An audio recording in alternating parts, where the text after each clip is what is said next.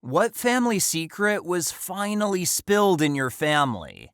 My grandma didn't drive. I thought she couldn't, but it was just never discussed. So one day when I was maybe 7 or 8, I'd been trying to get anyone to drive me to the store for candy. We were visiting my aunt and uncle. Grandma lived with them. They had Bit of Honey at the local store, which I could no longer get at home, but no one would take me to the store. Finally, I said I'd just ask Grandma, and my cousin chimes in with, "Grandma can't drive." "Oh, you bet your sweet ass I can drive. They just don't let me." Grandma had overheard, and she was in high dudgeon. But that's all that was said about it, and my aunt finally took me to the store, so I forgot about it. Years later, when I'd gotten my license, I asked my mom what was up with Grandma not driving. She explained that during Prohibition, Grandma bootlegged alcohol for moonshiners. She was very successful at it. She was so successful at it that when the moonshiners were finally busted, even though the revenuers never caught my grandma, her license was suspended by the state to never be reissued. Later in life, she was told she could petition back for it, but it came with an admission of guilt or some such. She told him to go to hell. After my grandfather passed, we found out he had fathered a child when he was posted in Italy during World War II. He never knew. His mother intercepted any letters from the Italian girl. He came home, met and married my grandmother, and had 4 children. I forget who in the family found out and how. It's crazy to think that we have a whole Italian family out there. Edit. Went to sleep and woke up to crazy notifications. Thanks for the awards. To clarify, I'm in the UK, not that it's relevant to the story. My oldest aunt is 77, so this kid would be at least 79 by now, I would think. We've considered doing the DNA testing, but some family members aren't comfortable with how those companies could use the information. It's a really sad story, but if his mother hadn't intercepted the letters, I wouldn't exist. It's a weird place to be in emotionally. My aunt wasn't my grandfather's child. He met my granny when my aunt was a very sick infant. She had polio and wasn't expected to survive. My granddad married my granny so she could get on his insurance and move to an area that had proper medical support. My aunt was the first infant to survive open heart surgery at Yale New Haven Hospital. And although she had to be in leg braces most of her childhood, she had a great, although not long enough, life. My granddad loved her like she was his own, and I never knew until she went to her bio-dad's funeral when I was a teenager. My grandmother recently died. She was famous in our town for her amazing cooking and catering, in particular her turkey dinners. Notably, her gravy was absolutely amazing, so delicious. She had a heart attack several years ago, and her near-death experience convinced her to share some of her secret recipes with me, all except for her gravy recipe. When she died this spring, I was going through her pantry and found an entire bucket of KFC gravy mix. She was literally using KFC gravy mix as a base to make her incredible gravy. Huge scandal. That my grandfather was an atomic soldier. Instead of sending him to fight in the Korean War, they sent him to Nevada, where, after having him turn away from the initial flash, he witnessed the mushroom cloud. After that was over, he was ordered to march to the detonation point, where he was unwittingly exposed to high amounts of radiation. Luckily for my family, my grandpa is now in his 90s, even after a few cancer scares, and the rest of us, my mom, aunt, cousin, sister, and I, are cancer-free and fairly healthy. But this is medical information that we really should have known earlier. After my mom died, I found out the real story behind my parents' marriage. She came to my father's country to visit some of her relatives, met my father, and after just 1 week, she asked him to marry her so she could stay in the country. My father accepted because he had no one else and his parents were pressing him to get married already. But the highlight of the story is that over some time, the two of them fell in love with each other. Their love only grew over the time, and they were really happy together. My mother spent her last days very ill, and she would accept only my father by her bedside. He swears to this day that she was an angel sent from God to take care of him. I am shocked that they got married just like that, out of the blue, and ended up loving each other so deeply. I can only hope to have as good and loving a marriage as they had.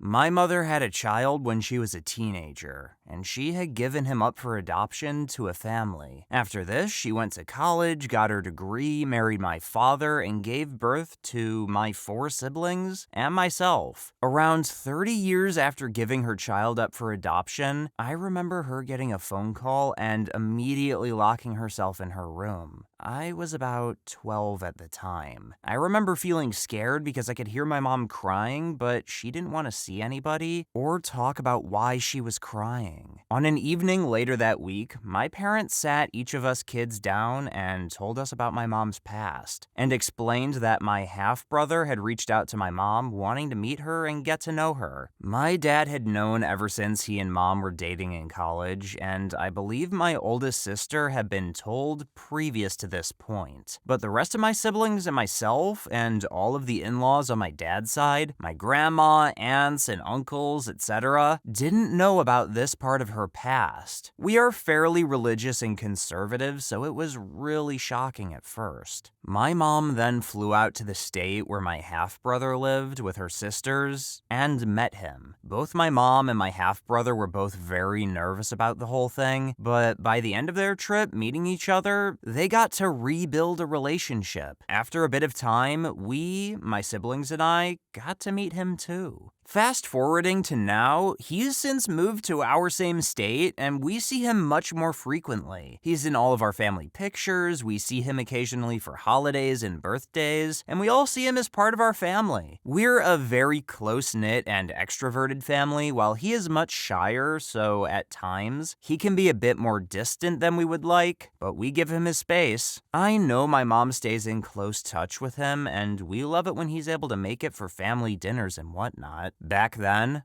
I was the youngest, and up till then, the only boy in my family. So I loved learning that I had an older brother. Now that I'm an adult, I sometimes get his old clothes because we're roughly the same size. He's got good taste too, so I really lucked out. I love that this family secret was spilled and that we were able to welcome my brother into our family and have him in our lives.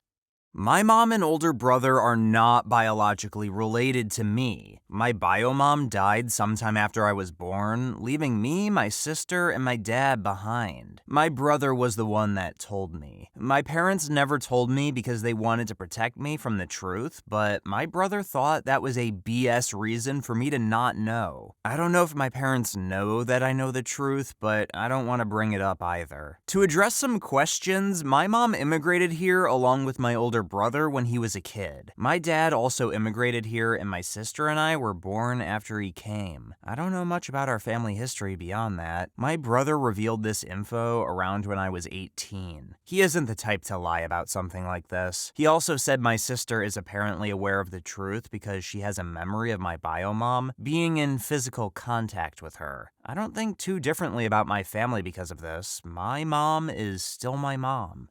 My mother often had stories like, "At your age, we got up at 4 a.m. to work on the farm. After the job, we went home to have lunch with your grandfather. Then we walked 10 kilometers to go to school. And when we were back, we used to go work in the field in a tractor until it was 6 p.m. to go and cook dinner for your grandfather." And me like, "Yeah, but he didn't work the farm with you in the morning?" And she was changing the subject. I learned in Easter that my grandfather was alcoholic, got drunk every night, didn't get up in the morning to go to work, or was in fake jobs to lie to the family and go drink, while the children had to go in elementary school and manage a farm. Then he was in prison because he touched the neighbor's children. When he got out of prison, he took out a loan of $30,000 in my grandmother's name and ran away with the money. Then he died a few years later. My grandmother bought herself a used Ford LTD, and no one cried at the funeral. 30 years later, I learned who my grandfather was.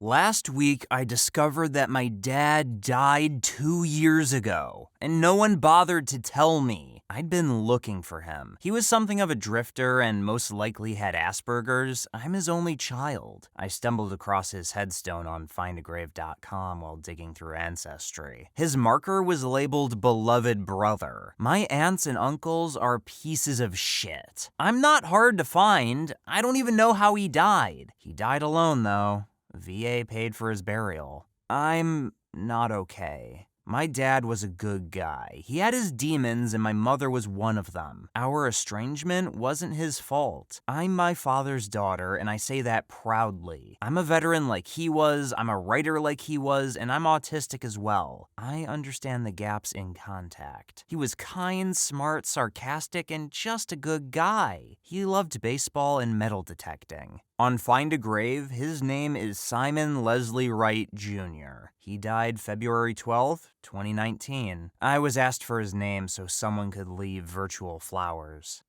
I see a lot of stories about people finding out that who they thought was their parents weren't the people raising them, and this one is a little bit different. My dad always thought his father who raised him wasn't his bio dad, and the father thought the same. He was treated terribly by his father because the father was told he couldn't have children, and my father was born prematurely but at a healthy weight. So everyone assumed my grandmother had an affair and got pregnant with my dad. It was to the point that after my grandmother died, my grandfather failed to even mention to his new wife that he had a son and grandchild, me. Years later, my dad gets an Ancestry DNA test for him and me. He finds out that his dad was actually his bio dad. It was shocking and sad.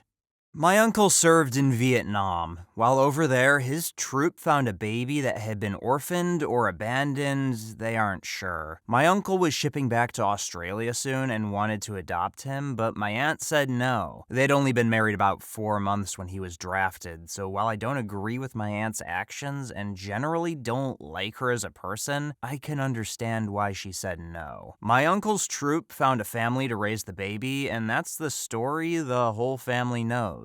The secret is that my uncle and some other guys from his troop stayed in contact with the family and the kid, sending them money every month to help raise him and then to help him go to university, and eventually helped him and his adoptive family move to Australia in the last 90s. My aunt and the rest of my family had no idea all this time. It only came out when my aunt and uncle divorced in 2017, and she had a forensic accountant go through their bank records. She worked at a bank for like 40 years and always noticed the money missing, but his reasons were always justified. Since we all know now, my uncle has introduced some of us to the guy and his family. They're all really lovely people. Edit to clarify as to why my aunt is a bad person in this instance. I was half asleep when I posted this and realized I left out a pretty important detail to explain why I don't like my aunt for this. Facepalm. To preface, I'm child-free, and if my husband was in this situation, I'd say no as well. It's not the fact she said no to adopting the kid that makes me dislike her for this, it's her reason. Aunt is very racist against Asian people. Doesn't matter what part of Asia, she hates them. She's the kind of person who will yell, "Go back to your own country!" at random strangers who even vaguely look like they may have Asian ancestry. She also cut contact with my cousin, her daughter, because my cousin's husband is half Japanese. She's said in front of my family with no shame that if the kid hadn't been Asian, she would have said yes to adopting him. I grew up in a Mexican family and have 2 younger cousins. My aunt married another Latino guy who basically looked white. The oldest child was a girl and came out looking exactly like her dad, full stop. The second was a boy and came out looking like his mom, maybe? He was dark. Like, I'm half black and this kid is darker than me. But his mom was pretty brown as well, so we thought nothing of it. Kid looks like his mom. Well, fast forward 16 years later. They're divorced and hate each other. The daughter was always treated like a princess. The boy was rather spoiled too, but very much sought out his dad's approval, which he just wasn't getting. He couldn't figure out why. He's acting out, getting in trouble, running with gangs, boo-hoos about his dad all the time. Well, Dad had enough and flat out told him, "You're not my kid. Your mom is a hoe and I don't know who your dad is." He was even kind enough to offer up a paternity test. His mother never said shit about it. She took the ostrich approach and hoped it would go away. We now know his dad was a Pacific Islander, and while there is one who has always been a family friend for many years, he took a paternity test too and was completely cleared. So the mystery remains on who she cheated on her ex with. She says she doesn't even know. When my paternal grandfather died, the federal government reached out to do a state funeral. He'd been career Army and a colonel, so we didn't question it. Then the funeral came and they went all out. Huge procession, people showing up who are like really big names, like heads of department, senators, retired senators, people from the CIA and State Department. It was nuts and we were all super confused. Turns out he was a key dude in the OSI during World War II, and when the OSI splintered into the CIA and Secret Service, he went the Secret Service route. He wasn't on White House detail, but instead worked in a covert office that dealt with counterfeiting and currency. He went blind when I was a toddler and retired from the Army. For whatever reason, he told no one about all his covert work with the OSI and Secret Service, and the only person who knew, my grandmother, was sworn to secrecy and never told anyone. My father grew up thinking he was just a colonel working on base. Only after his death, we were given all sorts of cool shit like publications by him, lectures given by him, and all kinds of things from various things he did and was known for. All I knew him as was a blind old man who was perpetually smoking, drinking, and being a crotchety bastard. Turns out he was a bad motherfucker and all but none of us knew. My de facto uncle, he and my aunt never married but have been together since well before I was born, with a few hiccups, has a child with another woman. It became common knowledge when the girl was 6 and started to understand the situation. At first it was a bit scandalous, but she's been welcomed with open arms by my entire family, including her half-siblings' maternal grandparents. She's treated the same as all the other kids her age. Her half-sister, my cousin, has a daughter the same age, and they're best friends, go to the same high school, totally inseparable. Technically aunt and niece. She comes to all of our family events, and she's an awesome kid. We're all stoked to have her in our family. My great-grandfather didn't die of cancer. He died from complications after being shot when one of his businesses was being robbed. Maybe. He also spent a lot of time in Atlantic City. He also had a lot of partners in the Teamsters and other unions in coal country. Also, everyone called him Smiling Tony, but his name wasn't Tony. He died in the 60s, long before my time. But when my great-grandmother died 20 years ago, a very old guy showed up to the funeral in a white suit, and all of the oldest people in my family kisses his hand. When I asked, no one knew who he was. My grandfather moved his family away from central Pennsylvania in the late 60s and disconnected from all this, but there it is.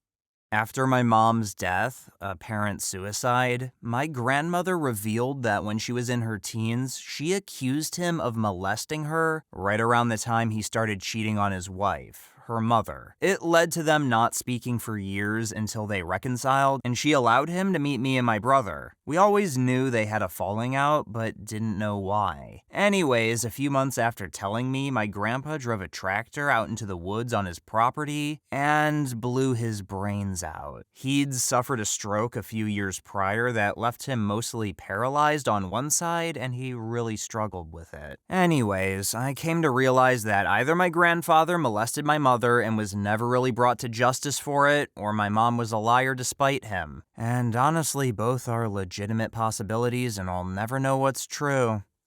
C'est la vie.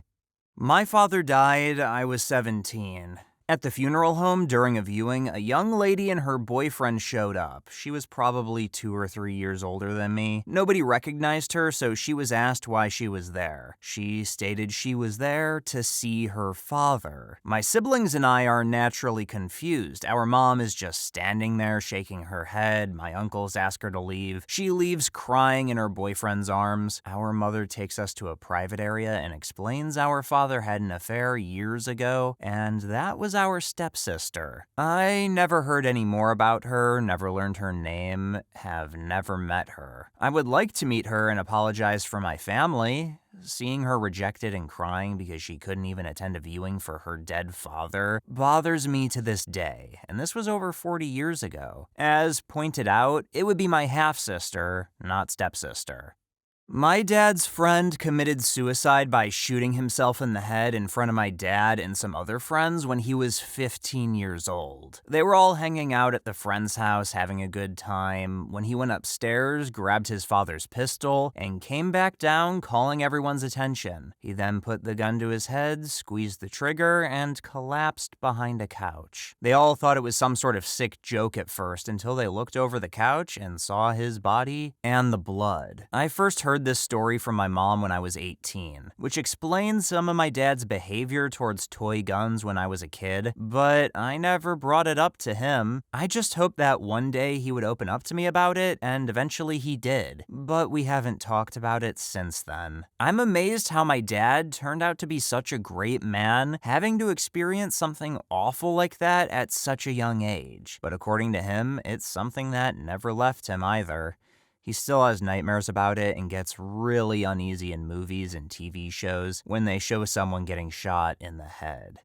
Oh, another one. My mom's side of the family are farmers. One particular dry summer, we were playing around with fireworks in a pasture and accidentally lit it on fire. Luckily, there was an industrial hose attached to the wall nearby, and we were able to turn it on and douse the flames before it got out of control. We didn't tell anyone until 10 years later, when it came out to my parents and my aunt and uncle. My uncle, who farmed the land, burst out laughing and told us that it must have been not long after that he was at the property and obviously noticed the burned grass and askew hose. He put 2 and 2 together, but he didn't say anything because he figured kids were being kids and we probably learned our lesson.